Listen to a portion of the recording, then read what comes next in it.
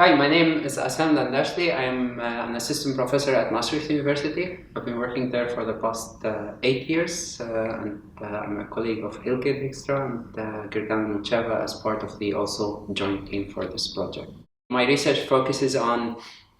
EU external relations with respect to the Middle East and North Africa, mostly democracy promotion, security,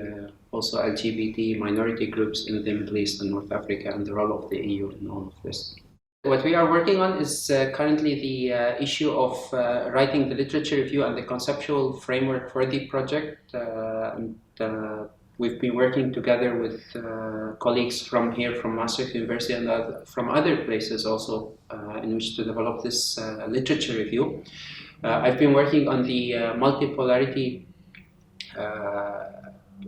literature review section. Also, I contributed to the fragmentation, regional fragmentation literature review. I focused a lot on the Middle East and North Africa and what's happening there with respect to multipolarity and what the EU has been doing there for the past decade or so. And this is mainly what we are working on at the moment, and hopefully by the end of the, by finalizing the literature reviews, we'll get to write the conceptual framework for the entire project. We're studying the EU relations with the neighborhood mainly, and collaborating with colleagues who work on the Eastern Europe, like Gergana Nucheva, and me working on the South. There's a lot of similarities and as well as differences with respect to both regions. However, over the past years, and due to the weak or not coordinated or the speaking with one voice EU approach that we would hope to see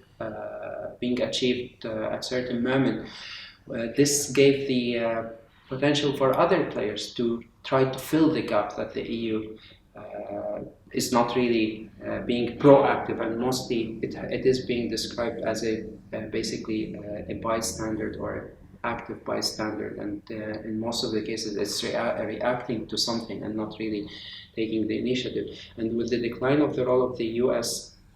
or the US taking a step back from the region, one would expect the EU to be also more proactive in the region, instead of leaving spaces for Russia to be more involved in spaces that weren't really in the Russian interest, like for example being involved in Libya, but also other countries in the region like Turkey, Iran,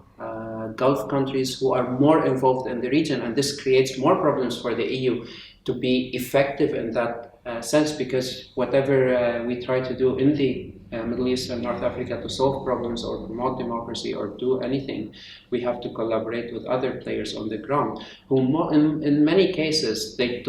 are counterproductive to what the EU is doing there. And one of the issues when studying specific cases such as Libya, we see the speaking with one voice is missing in the EU, and that led to the delay and opened the door for, as I said earlier, for other players to be involved in the Libyan crisis, and this mainly because of the conflict of interest between some member states, and that led to the EU not being so effective in Libya over the past years, and now picking up speed with respect to what's going on at the moment in Libya.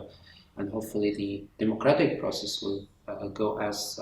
planned, and the elections will take place as planned in Libya. Dealing with Libya I think the key is to provide security back, because when you talk to Libyan, a lot of them, or even when we look at countries that had a regime change over the past years, they do unfortunately they do say we regret we lost the previous regime. So when people are saying that, this is something that we should take into consideration. One thing that needs to be done is to provide the security and basically promote the economic development in the country, because without these two things, even if we have free and fair elections, even if we have freedoms, this will not be guaranteed over the long run. So the key is to work on these three dimensions: the economic development, security in the country, and democratic promotion in the region. And by tackling these three issues, we also tackle the issue of protecting the borders of the EU from illegal migrants who come through the central Mediterranean line that passes through Libya.